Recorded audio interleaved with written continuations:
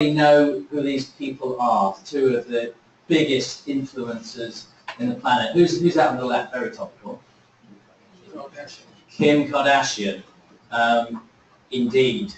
As many of you probably know, Kim spends a lot of time, particularly on Instagram, promoting goods and services, particularly teeth whitening kits and cosmetics and slimming products, all these sorts of things. So she's a big deal. And does anyone know who that is on your right? Anybody? Michael Jackson. No. This is not, it's not my son. I wish it was my son. This is Evan. He has 1.5 million subscribers to Evan Raw TV on YouTube. And he spends most of his time unboxing, so taking toys out and going wow and building Lego kits. And by the age of 9, he was a millionaire. At the age of 11, he's a multi-millionaire, and he's so busy that his 7-year-old sister now has her own channel doing, as far as I can work out, precisely the same thing. The final thing these two have in common is they're coming under lots of heat in the States from consumer groups, special interest groups, children and advertising focus groups, because both of them are not playing fair when it comes to disclosing their interest with these products that they're promoting. So Kim and Evan, we might come back to them later as part of the discussion. At a macro level, what's this all about? We're talking about online influencers today, but it requires a bit of an understanding as to what native advertising is all about. Claire's going to talk about it more in terms of the market drivers for all this, but many of you in the room will know there's been increased pressure on people turning off from looking at traditional digital advertising, banners, pop-ups. It's just white noise, people don't like it. Pay-per-click isn't as popular as it was. So we have to come up with a way to get in front of consumers, and the way they've decided to do it, advertising brands that is using various native advertising techniques. And what this is contextualizing the marketing message in a form of this, for example. And again, does anyone know who that is? Practitioners might know because they'll know the adjudication. It's Dan and Phil. Indulging in the Lick Race Challenge. And Dan and Phil, what Mondelez decided to do, who knocks out all the Oreo cookies, is that they would engage with 5 online influencers to promote Oreos, and they came up with, the brief was this Lick Race Challenge. You rip the top off the Oreo cookie and you go for it, and the first one to lick all the cream off is the winner. What fun. But key high-profile influencers were involved in this, and Mondelez was challenged for the reasons we're going to come on to in a minute, for not making an adequate disclosure, i.e. letting viewers, letting people that think Dan and Phil are a big deal know that actually that was incentivized. They were paid, and there was an element of control on the part of Mondelez in what they were saying. So when it comes to the rules around all this sort of stuff, as I said, post Dan and Phil, which was a couple of years ago, I think now, it's pretty clear. I think we might have someone from the ASA here now, so at any stage you can say we're talking nonsense, Peter. But basically, what we need to do is ensure that when we're engaging in this type of activity, it's obviously identifiable that it's an ad. And the most popular hashtag that we're seeing all over the place now in social media is hashtag ad. The principal battleground for all this, as I suggested a moment ago, is the Advertising Standards Authority, and the relevant sections of the CAP code are there before you. Again, the slides will be made available later if you're interested. But what this is all about essentially is transparency, knowing that whether there's a commercial connection, understanding the difference between editorial content and advertising. That's what the ASA are getting at. It's worth noting for those who haven't come across the ASA that the principal sanctions of the ASA is naming and shaming, which is really important. If you have a complaint upheld against you and you care about your brand, it's a big deal. So that's the ASA, and also, and arguably this might be scarier, there are CPRs, which deal with misleading and deceptive advertising. Those are the key sections again, in terms of the topics we're talking about today. And the CMA, the Competition and Markets Authority, and Trading Standards can actually bring enforcement action. And in fact, the CMA, as many of you will know, have really been on the front foot in the last 18 months in terms of trying to clean up this space. So I think the CMA will continue to push and cherry pick different parts of the supply chain to try and get their message across that this needs to be transparent. So, what sorts of activity are these online influencers engaging in? Well, there's a sliding scale, and when clients come to us, it's never the same thing all the time, believe it or not. The way I've tried to approach it is to almost break it down into 3 big lumps of activity. Advertising, pure advertising at the top, and the way we identify that is that the more control the advertiser or brand has, the more there's going to be a requirement for labelling, i.e. letting the punters know that it's advertising content. In the middle, there's paid-for content, and I've got a slide for each of these in a minute to tease it out.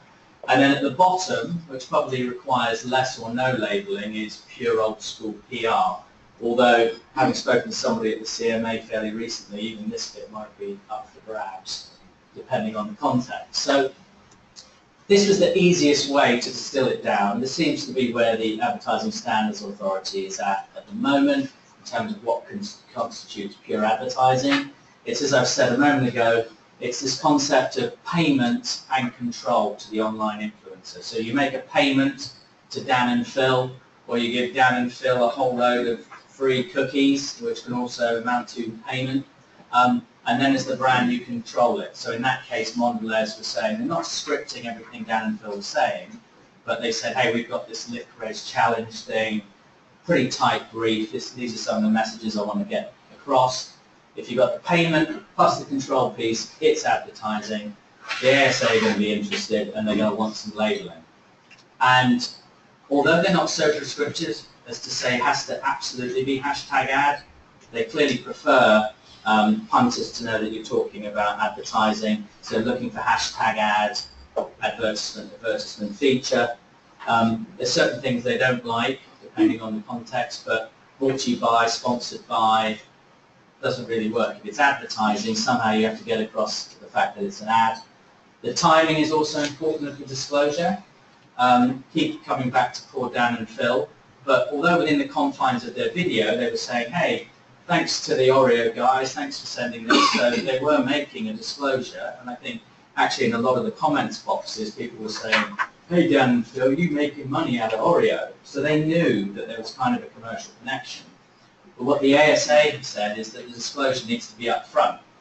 So I need to be able to discriminate when I'm looking at the thumbnails of Dan and Phil just talking about their day out and Dan and Phil promoting a product. Yes? Do you think that means you can't do a teaser campaign? What we have done? Yeah, in what? Can you tell me a bit more? You have maybe some sort of, this is happening, some great events happening, you've got, I don't know, a bit like a trailer to a TV film. Yeah. But you've got some sort of trailer, and it's leading, and there'll be quite a quick succession. I'm not talking about months apart, but maybe over a week. There might be 1, 2, 3, 4 different little slots that come out, all of it. Maybe in this case, let's take Oreo, it's about, it's about these 2 guys, they're going to do a challenge, guess what it is? Ah, it's Oreo at the end. Yeah. Sort of thing. Yeah. I think, well, it. I think, and you're going to be using online influence to tease. This does happen stuff. Yeah. There's something about teasers being okay. You had to be really okay. Well, that's it, because that harks back. I don't want to go back in time too far, but it's probably ringing bells when you're talking about the "You're not yourself when you're hungry" campaign, where Katie Price and Rio Ferdinand were sending out simultaneous tweets. Yes. Saying, you know, Jordan or Katie Price was talking about, I think, the Chinese economy, something ludicrous. But they were coming in sharp succession, and then there was the reveal tweet, which made it quite clear that it was Mars or the equivalent. So, Marina, I think in that scenario, it's a matter of degree, I think, that in terms of when and how quickly you get to that reveal. That would be a classic case, and I can see a couple of my associates here going, that you talk to the client, you kind of work out the risk profile, you say if you want to be Uber compliant, you should probably, in each and every one say there's a commercial connection, but it's not that simple, right? Is the ASA here? Is the ASA here? Yes! Can we do a teaser campaign? I agree with what he said. I like this one. Yeah, I think that is tried and tested. Although, as we know, the ASA doesn't rely, exclusively on precedent. It's a pretty good indication that if somebody had a moan about it, they dust down the 80 price adjudication, have a look at it. So the timing thing, what you're probably seeing now, if you're looking at YouTube, for example, is in the title, not in the comments box, but in the title hashtag ad, and some brands are even going as far as watermarking the bids. So if you go to Zoella or Phil and Ted, or not Evan, because we know he's got himself in trouble, but they'll watermark, so you can have a look at it and you can say, that's what PJ thinks, that's what PJ thinks, oh, there's a watermark ad. I still like PJ, they might say, and this comes on to probably what we'll be talking about, how good's your content, because I think people will consume this if the content's good enough. The Guardian people that are here will certainly subscribe to that view. So the timing's important. I'm going to rush through this because others want to talk. In the middle ground, you've got this paid-for content thing going on, which is I'm going to make a payment to PG. I use myself and make myself sound like an online influencer as if. But you pay. I get paid, or I get a free gift on the basis that I say something, elbow positive, of course, about that product. That is not advertising per se, because it doesn't have the control piece that we looked at in the previous slide, but it still requires a disclosure that it's paid for content, because consumers, viewers, people that follow me still want to know that I've been given a free £5,000 watch, and now I'm going to say something, I'm going to talk to you about it. At the end of the scale, we can come back to all this stuff later, is old school PR activity. So for example, you've got a new yogurt and you just send it out to a ton of online influencers. No strings attached. You live by the sword, you die by the sword. They might all say it's disgusting. But that's up to them, and that's their personal opinion, and therefore you probably don't need to put any labels on it. I did say when I introduced these 3 slides that, again, having spoken to the CMA on this, a course of dealing might influence the view they take on this. What I mean is, if you keep going back to the same influencer saying, here's a £5,000 watch, here's a £3,000 necklace, here's a £2,000, and they're always saying nice things, oh, say what you want. It's like, really? So again, that control thing is starting to creep in, and I would just say, watch this space, take care. I don't think this is carte blanche to go off on one. Claire, I will now give you some time. Thank you. Well, I was going to introduce you as Head of Industry Programs at the Interactive Advertising Bureau, Internet Advertising Bureau, History Interactive, apologies. Claire manages the key industry output with the IAB and their policy initiatives, and she was telling me earlier that she's always worked at the heart of digital, but still has a central spine of print and the interesting fact about her is that she's an entrepreneur as well as a day job, and she went to Stockport Convent. I reckon that's worth a pint. Is that a guilty secret? Don't know. Over to you, Claire. Thank you. Morning. I'm going to be really quick. Excuse me. I should also have some water up there. Excuse me. I wasn't expecting that. That's yours. Sorry about that. So I'm here really to help share an industry view of where we are at the moment. And I think I was asked to consider what are the principal market drivers. And I think that there's really an environmental driver or a cultural driver behind what's happening with digital advertising right now. In the olden days, we all used to be a passive audience, consuming the same content at the same time and at the same rate, and kind of, you know, sharing our received wisdom from the media. And that's what it looked like, and advertising was stitched into that kind of environment. Ads on pages in newspapers, ad breaks, the golden 30-second commercial on TV and so forth. And we had a choice to look at those ads or not look at them. But over the years, the advertising industry and the media industry grew to understand what the influence of that advertising within that programming or editorial was going to be, and established trading environments and trading metrics, and everybody made a great deal of money.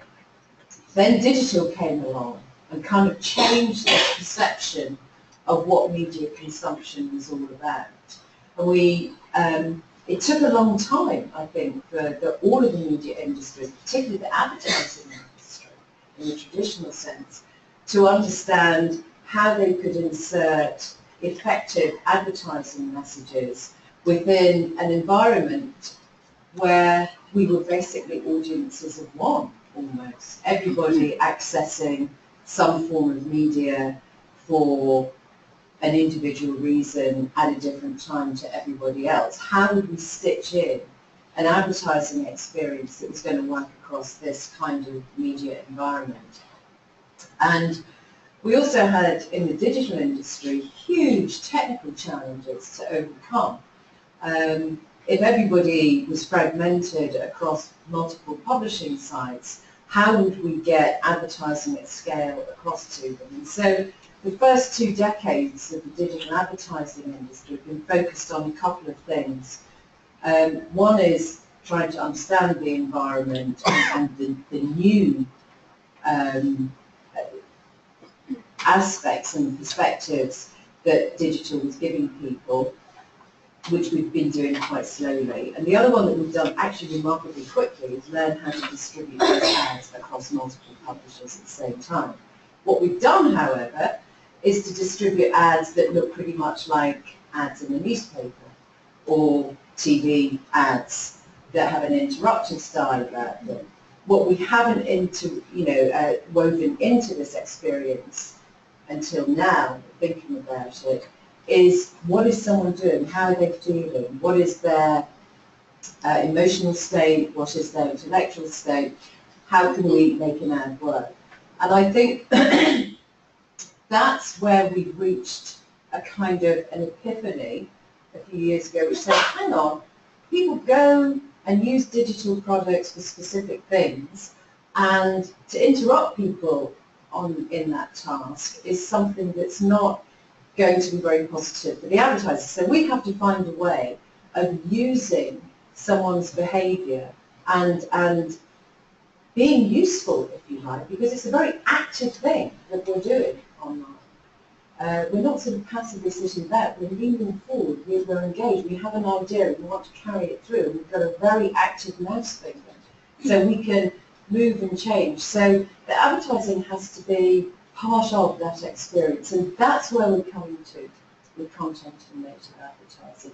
And actually it's also taking us back into very early days of publishing, where publishers and advertisers have always partnered to produce stuff or content or editorial features that people will relate to if it comes from a particular publisher. We've also learned from a technological perspective how to distribute ads. We're now learning where to put those ads in the flow of information that's coming to us. And those are native distribution ad units. There'll be in-feed ads in your Facebook feed. There'll be in-feed ads that are appearing in standard news feeds across products like Quartz, for instance, or on any particular site where you have indexes and lists of information coming through. They're recommendation units. There are all sorts of ways of aggregating and curating the kind of content that people want and applying all that amazing knowledge that we've accrued around programmatic advertising, matching audiences to the kind of content that they're looking at now, that they've looked at previously, that they may want to see in the future. And so we're kind of at a point where the industry is coming together and producing advertising that people will respond to because it fits the experience they're having. This is not advertising that hides. So that's why we're probably where we are at the moment, with a whole lot more to learn. What this means in terms of the industry economics right now, that's the value of the digital advertising market in 2015, 8.6 billion, by far the largest advertising sector in the industry. And just one thing, Paul, you said that we were sort of declining our interest in PPC. 51% of that is paid search, and that actually grew 15% in 2015. So it's still a very vital part of the sector, and unlike a lot of the other advertising, it's something new. It's not a replacement. You had no paid search advertising in any other media beforehand. And in fact, just on that point, 22% of total UK ad spend is now search, which makes it a sector in its own right, aside from everything else. But this is the bit that we're interested in here, display advertising. This is the holy grail in the digital space, which is to find a way of expressing a brand in the digital advertising environment, which has been tricky with banners and interstitials and pop-ups and so forth to make any kind of emotional connection to audiences there, which is why we're now looking at content and native. And last year that took 26% of our digital display ad spend, 750 million. It's only the second year we've measured it, and we're expecting considerable growth in this sector as we move forward. That is very much driven by mobile, of course, where standard digital advertising really was proving not to be an effective means. So 46% of all digital mobile advertising is taken by content and native formats of different descriptions. And if we look at the growth of that, 63% in 1 year, I think we can see where a massive driver for this form of advertising is coming from, and it's the mobile user. But it's not all covert or hidden messaging. I'm not going to dwell on the ASA and the CAP code, against which what we've done as an industry body is to deliver disclosure guidance, because advertising cannot hide, it must be overt, audiences hate it.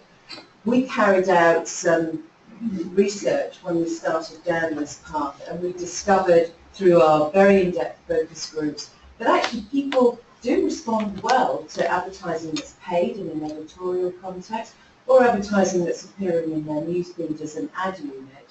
And if it's relevant, if it's providing value to that person at that time, it's worth looking at. It's worth value exchange, but only if it's clearly marked as being advertising up front. What we found, and we've got some great videos, is that people really respond so badly when they've loved a piece of content that they read. They get to the bottom and they go, oh my God, that was sponsored by Toyota. That is an immediate negative impact to the brand and the publisher for allowing that to happen. So strong labelling equals good advertising reception. And we've got guidelines, one for ad units like these, in-feed recommendation units, carousel units, etc. And for the paid-for content, advertising feature style content, which operates in a different way. And that's it. Oh, bite-sized version. There you go, there's a quote from one of our pieces of research. Relevance is the key factor. All advertising can be annoying, whether it's on TV, radio, press. until the point that it is relevant. And that's what digital can achieve. And with the right creative, we can make advertising a natural partner to the kind of content that we use. Thank you, Claire. Thank you very much. I kind of like the three ingredients. If I had 3 children, I might call them relevance, value, and parity. Relevance, gosh, how relevant? Would that be a boy or a girl? Could be a Anyway, relevance, value, and parity. I like that. relevant. Final panellist is Barbara Soltysinska, something like that. Very valuable client of Volando. Barbara is a multi-talented individual. She's a Doctor of Education. She won Businesswoman of the Year in 2015. I hope you're going to win it again in 2016. And her 3 things that she cares about, apart from relevance, charity, value, are animal welfare, children and education. Thank you very much for this introduction. So, starting talking about Indahash, I would like to share my personal story with you. So, 10 years ago, I started working in PR industry, in PR agency as trainee first. And then I learned a lot of things, and I noticed that year to year, it was more difficult to generate good results for clients. It was how I perceived it working in agency. And I was managing one agency, and I had other co-founders. And this time, a friend of mine came to me because he started his channel on YouTube. And he said he wants us to do PR services for him, but he didn't have any money for that. And because I had other co-founders, I had to find a way to make money on that, so that we can give him service. And we started providing managerial services to him. And I noticed that there are a lot of clients who don't want to do PR activities in terms of, let's say, classy way, so follow-ups and so on. And they prefer to do partnerships with him for, let's say, similar budgets or even higher.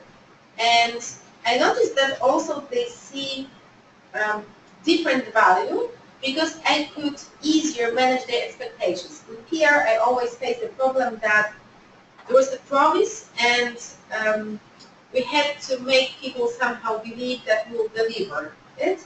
And in this case, it was easier because his channel, he does interviews in his flat with celebrities.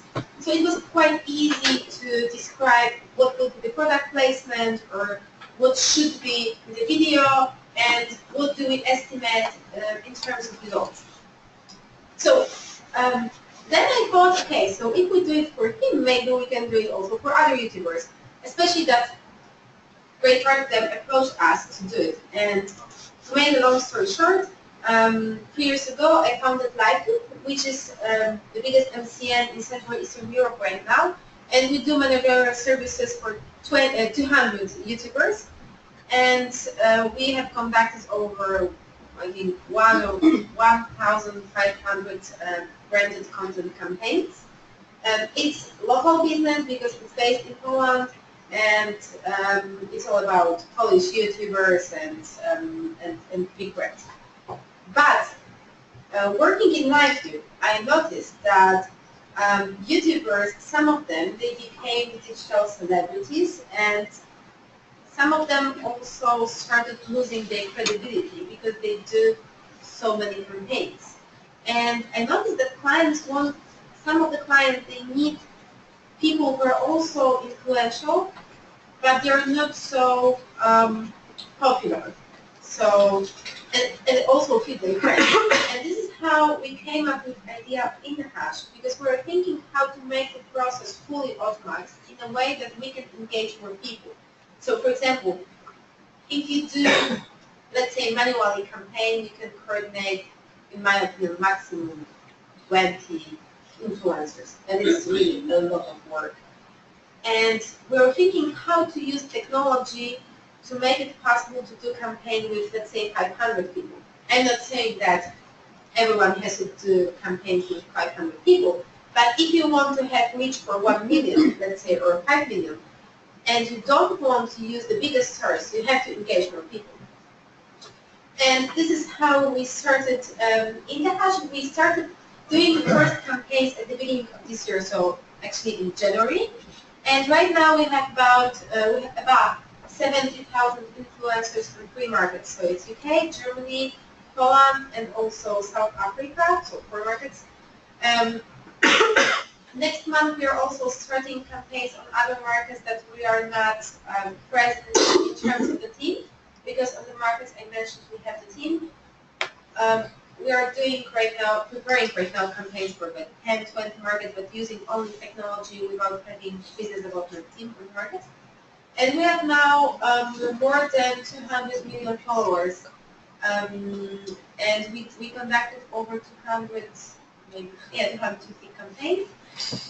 And what I'm really proud of is that we can deliver value for more people than having MCN business. So, for example, in my group right now we have still 200 YouTubers, and we can't have 1,000 because it's not so easy to scale this human work. And here, if we have technology, it's easier to make.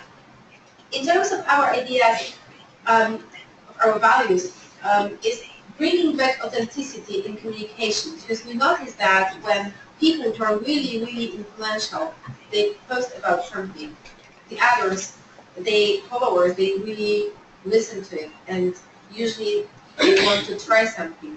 They don't treat it as celebrities who are showing this cream or that cream each month, almost. And we take care about keeping this communication really authentic.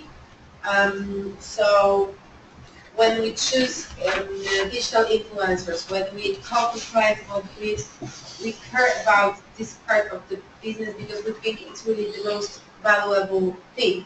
Especially that in this business, it's not that clients have to do it. It's something really on top.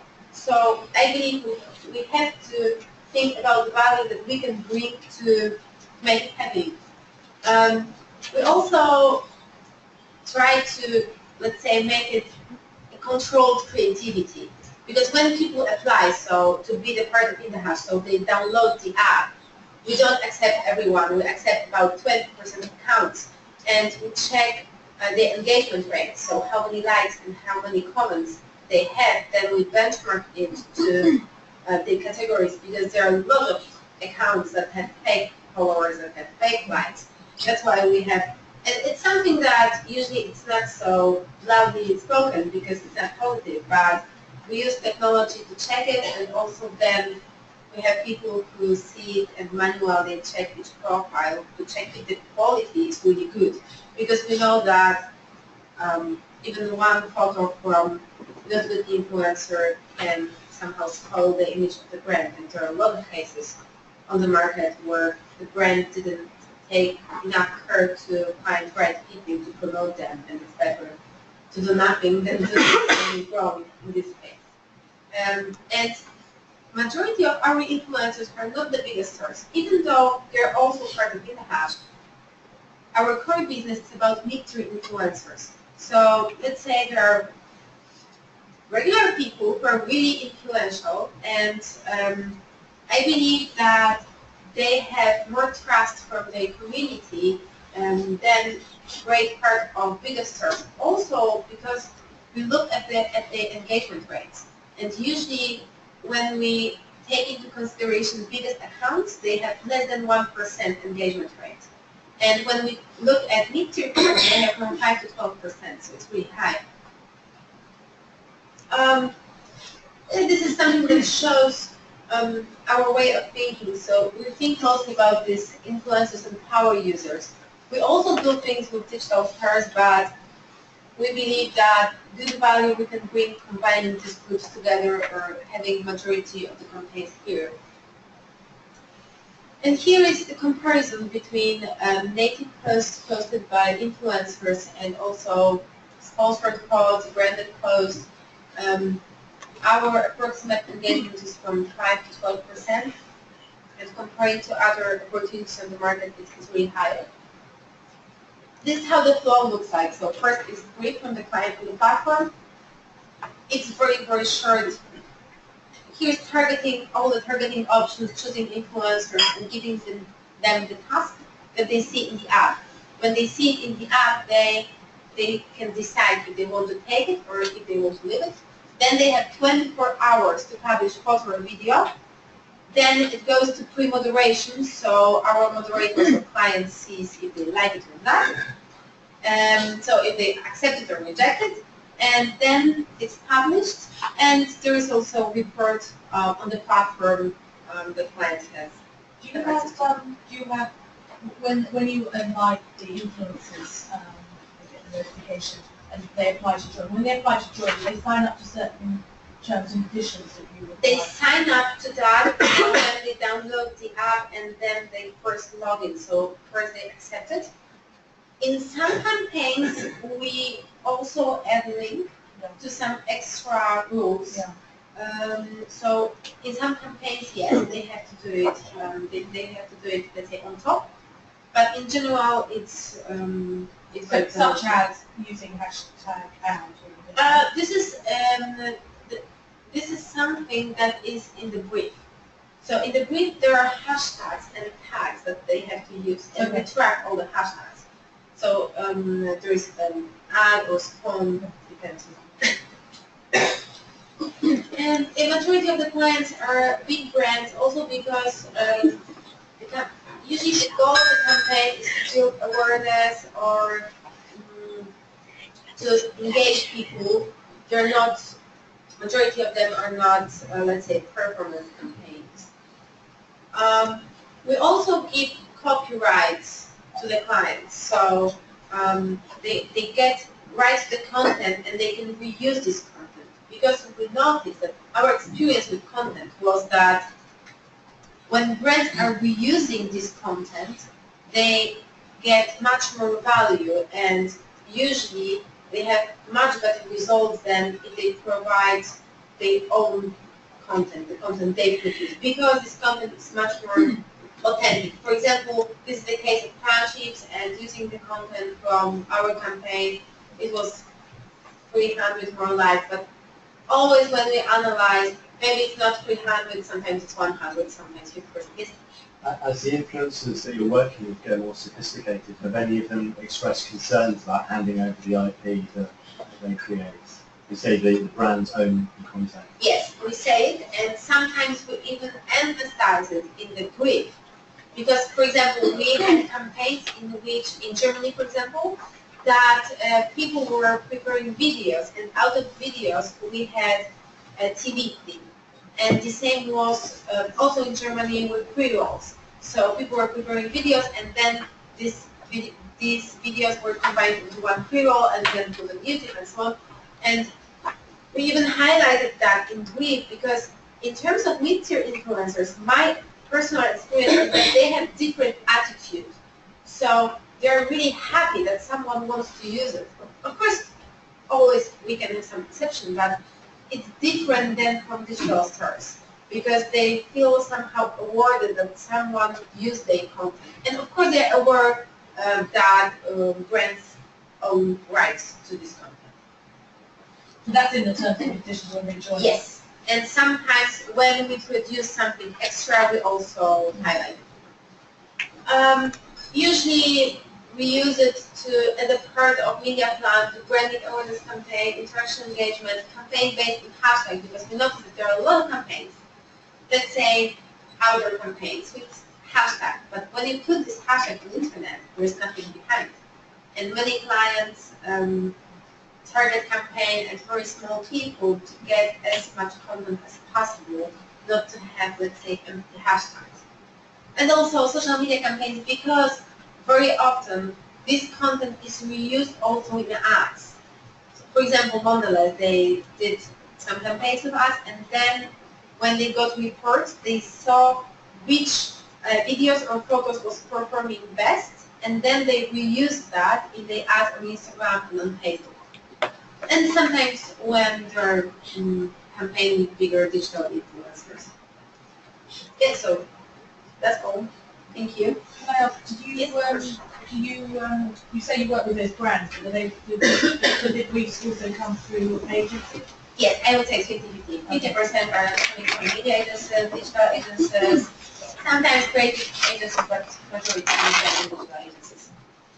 Thank you, Barbara. Thank you. Great to see a practitioner who's actually doing this. I love the idea of campaigns getting recycled into more traditional advertising. Because it's about definitions, which we spent a bit of time on. I'm going to start with a question around definitions, and I'll know some questions from the floor of your panel. Does it matter having all these definitions? I've got a 12-year-old daughter, not called relevance or clarity. She doesn't care. She sees this as a marketing message.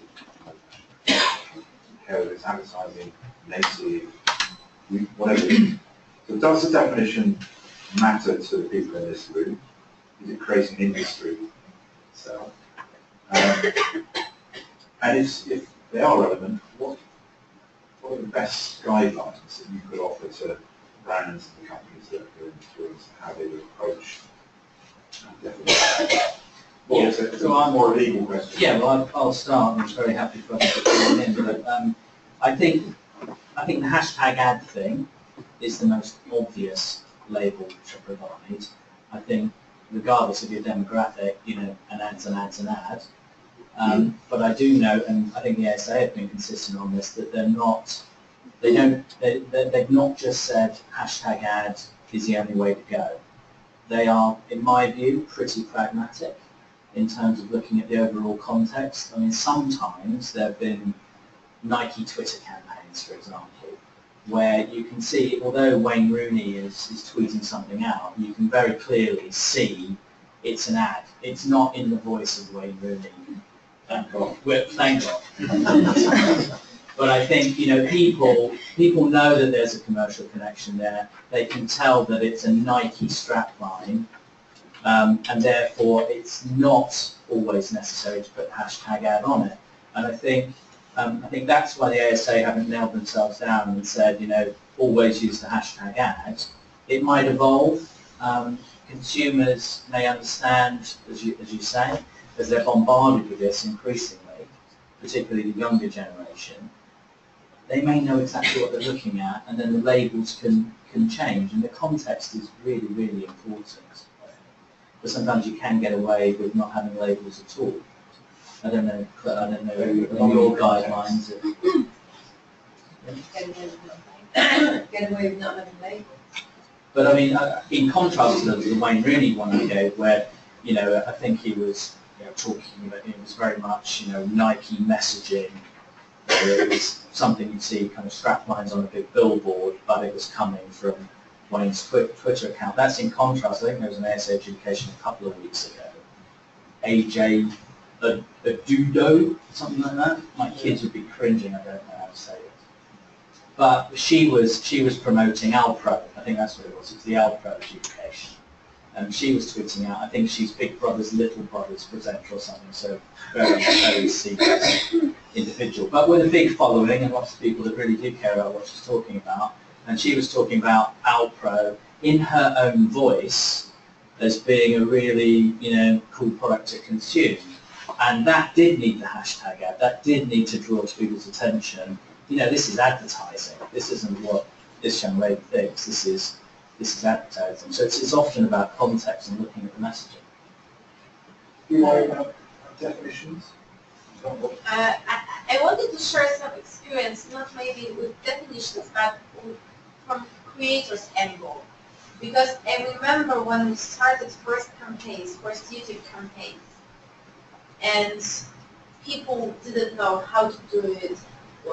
They should say that there is cooperation with the brand, or maybe they should hide it. And my experience was that all the creators, they really care about the audience, because this is something that makes them living.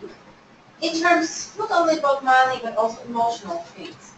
And I noticed that all the mistakes they did were not because of definitions, but because they manage their expectations not in the right way.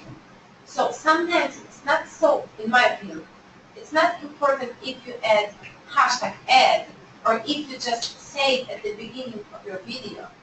It's just important to let people know that you have cooperation with brands, not to make it too late, for example, or not to make them ask you for that. Because there are a lot of cases. For example, there was a big channel, YouTube channel in Germany, over 2 million subscribers.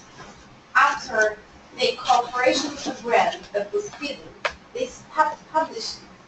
And they haven't published anything for 2 years or 1 year, but still, they started doing the job they had previously before having a channel on YouTube because, first of all, they didn't manage expectations well, and then they didn't know how to manage the surprises that happened.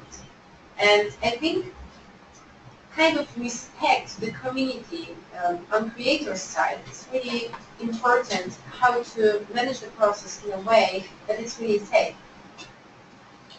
Can I say, personally, having to deal with creative people on an almost daily basis, if there are not rules that say you have to put hashtag ad, they will not listen to the arguments that it's dangerous not to do so. I would much prefer it if the ASA said we want everything hashtag ad. And I actually think 25 years ago, I remember us discussing labels, and they did research then, the ASA and the Advertising Association, that concluded that Joe Blogs in the streets is always marketing. They don't, from them, below the line, above the line, native. What is native? It's branded content. It's a stupid term, it irritates me. Most people don't know what it means. Well, no, I mean, you ask the truth, what does it mean? Everyone will come up with a different definition. I mean, the fact is, it's all pushing a product. I mean, I work in the industry, that's what we're doing. We're pushing a product. What's wrong with just having hashtag ad, and everyone knows what it means? I would find that much easier in advising our creators who will say, oh, but we want to do a teaser, or, oh, well, look, they got away with it there. And I remember the first flog, the first fake blog that went really, really wrong, which was Walmarting across the USA. Absolute disaster. For those people who don't remember it, that was 2 people in a camper van camping outside Walmarts all across America, blogging about it. Everyone thought it was great, lots and lots of users. Then they discovered that the 2 men in the camper van were they're actually directors of Walmart, I think, directors of Walmart. And the PR agency, very famous PR agency, Abelman, were absolutely slammed, lost big account, cost Walmart millions, horrendous load of tweets afterwards and everything. So, but if you mention that to my creators, they go, oh, well, that was 15 years ago, and this is obvious, but when it's not obvious, it would be much easier, and I think clearer for consumers, if we just use 1 or 2, maybe, types of hashtags. But I think it would help us personally and build more confidence in the market. And actually, you said it yourself, and I agree entirely. As a consumer, I don't mind having advertising. If it's relevant, factual, I'd rather know what it is. I might still look at it. I don't want to be cheated. So I think that's the point, that advertising is part of our culture, and it's actually, admired part of our culture in maybe the top 3-5%, and the rest of it is just like, oh, we'll get through it. It's what PBRs were made for, isn't it? To sort of whiz through the ads in between the bits of drama or the football matches. But I think this point you're making about standardised labelling is actually in implementation not as realistic as perhaps we would like, because what's being traded is the relationship when you're talking about advertising type features, the relationship between the publisher and their audience. And the advertiser wants to buy a little bit of that relationship. And in order to do so, the publisher trust has to be held high, which means that in The Guardian, well, the example I would always use, if Vice want to herald that this is a feature that is paid for by an advertiser, they will use a particular form of language for their millennial audience, which could be, coming up, it's paid, or, whatever they want to say. So there has to be a sort of flexibility and a fluidity in the kind of language that's used. Good housekeeping, you have an entirely different audience, you know, when you can put advertising in the future. And, you know, the plus 45s will understand what that means. Or is it plus 35s? Anyway, somebody is going to get crossed about that. But the thing is, how a publisher indicates to its audience that something that it's about to interact with is advertising is part of the brand, is part of the product. And so we've been quite clear at the IAB that that is a form of communication which is in the publisher hand. The publisher is a gatekeeper for it. And there are other ways that you can really quickly indicate that something is paid for. And that's by using visual cues such as the application of the brand, the advertiser's brand. Advertisers should be really proud to be advertising in this way. In the case of smaller pieces, teasers as you mentioned, it might be a shaded background or an extra key line around it on the design on the page.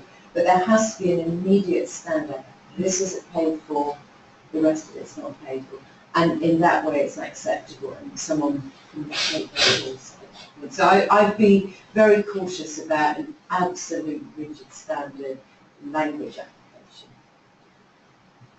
Alex, you had a question earlier on. Have you forgotten it? Or do you want to go with James? Oh, no, I'm okay. You're okay. Another question? I might be a bit biased because I read the investment in Indahash or of the capital fund, but I'm also independent with Soltysinska communications and to publishing. I think now we're in a world where advertising and content are much closer than they used to be. And if you look at traditional media, it's quite obvious that, for example, BP has objective journalist stories written about them, but they're also a huge advertiser. And if you look at a budget split of a given media, it's probably relying mostly on the revenue from the advertising part rather than providing objective information. However, there's no disclosure that you have a story about BP, and by the way, BP has spent X amount of money for sponsorship, for advertising, etc. So I think we're coming of an age, starting from the 60s, 70s, etc., where the world was much less transparent and where words like Chinese walls, etc., did the trick. And I think now we're all in a problematic situation because I think that coming up of businesses like Indahash is driven by the lack of trust to communication coming from what we would call mainstream media. So I wonder what is your take. We're talking about kind of regulation of the new forms of advertising, but what is your take on evolution of traditional kind of media broadcasting, whether it's print broadcasting, and with the relation to what is objective content and what is kind of not objective content, which might be driven. Because we probably, all of us are part of the industry for a long time.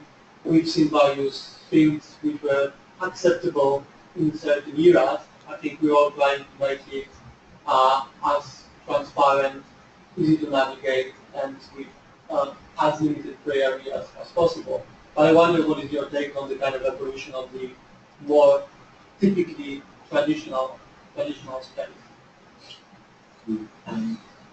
Well, right over to you. Back to you. So I think that in terms of future and development, there will be content distributed on many platforms. So, for example, right now we license, in Indahash, we license a lot of our content to TV. And people watch it in TV, and I'm pretty sure that majority of them, because it's mainstream TV, they're not aware that this is produced by digital influencers. They just watch it as the content on the TV screen. And as I mentioned in Indahash, a lot of the content is reused by brands also in pre-rolls, also in TV. So I think that a lot of TV content is used in digital.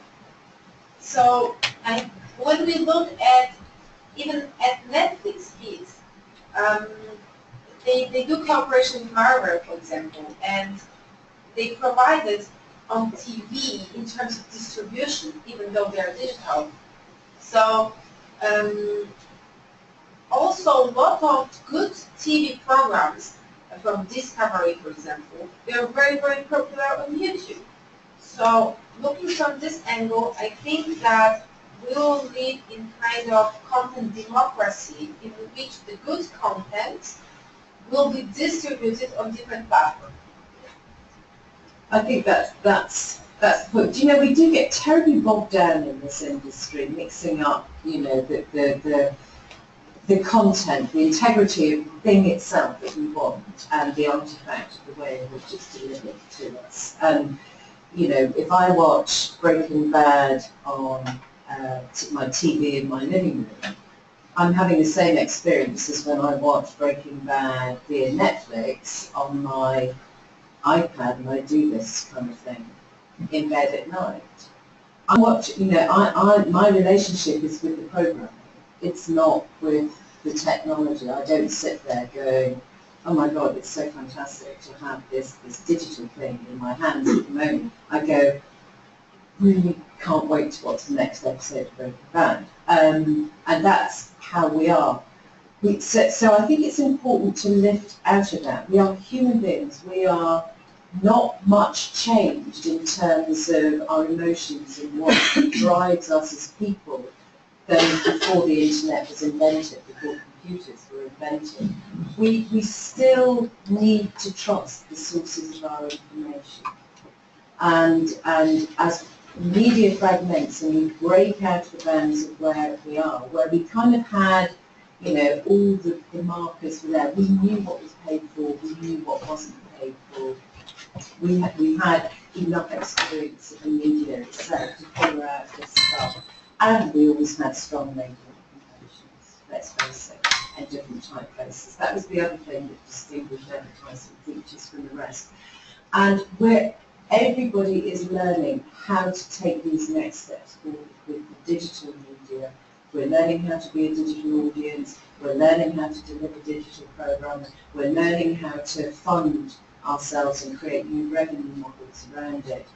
And I think it's really, I think there's a folly in trying to say, and this is going to be the future.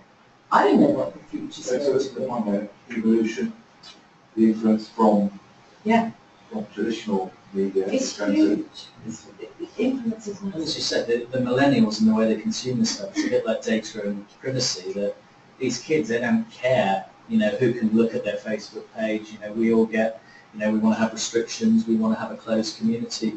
They don't give the monkeys. The more people that are looking at it, the better. And that may well be the way advertising goes. They don't care, give it to me. It's content. I don't care. So they're going for a job at Bristows. I think that, just to add one thing, the biggest challenge, in my opinion, is that traditional media, they don't give too much, they don't offer too much to millennials. And the question in terms of future is, who would be faster and who would be better in terms of adjusting to what people really need? And my perspective, I don't know if it's right or not, but when I look at teenagers, I don't see programming for them in traditional media. And that's why probably also influencers became more popular. You know, the biggest demographic with the most money is mine. I suspect I'm probably one of the oldest people in the room. Okay, 2 or 3 maybe. 2 or 3 maybe. I work in digital, and that's enough for me. I don't want Facebook page, I don't have any, I don't follow anyone, I will never look at any of the things that you are saying for my consumer users. We are the biggest demographic, and we'll have the most money, we already have the most money actually. Today's article was on the fact that we'll be much better off pensioners than I feel sorry for the younger generation, will be much worse off. So why is there so much emphasis on trying to attract the young rather than the middle-aged and older who won't use your product? I think it's a matter of what I would say is some needs that advertisers have, and I don't manage it if advertisers come to us and they say they don't have so much, they don't see too many opportunities for them to have good communication with teenagers, let's say, if they chose that they want to communicate with them. So it's about their goals and our perspective. But I agree with you that we are talking about the group that is not the most, let's say, affluent. So they have a longer lifetime value. Exactly. And they have more difficult to reach because I think the patterns for reach of, let's call it, the more affluent, more senior target groups is easier to track, and these groups are very difficult to target with a single media. They are very fragmented.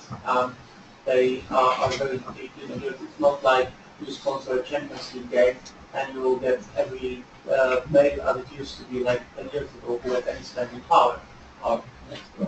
Anyway, I think this is the challenge, and the challenge too is the hypothesis about the future, that these people want, once they become more wealthy, they want to switch to traditional media. I think that is the hypothesis that most of the marketers currently have, that there's not going to be a switch to the traditional media anymore. So you need to become effective. We need to learn how, as an industry, as I heard someone put it very neatly last week, brands actually need to learn how to play a role in culture. This is what brands have always done. It's just over hundreds and thousands of different ways in which the media shapes our culture than a TV broadcast or a newspaper. And I think that when advertisers learn that, there won't be a single model. It's just more complicated in the future, but the simple thing is how to reach and influence us. Unfortunately, we have run out of time for this panel, and I don't think we should run another one. Go into this into detail at some point, Paul. Yeah, no, it can go in so many different directions, and I don't feel we've really scratched the surface. Sorry that we haven't been able to answer all the questions. If you can stick around for a cup of coffee with the panellists afterwards, I'd be happy to talk to you. Lobby Paul, Bristows, Volando, if you want to run an event similar to this, get into another area, we're happy to make that happen. But I'd pretty much like to show you appreciation for the panellists, for Barbara, for Claire, Paul, and see you next time.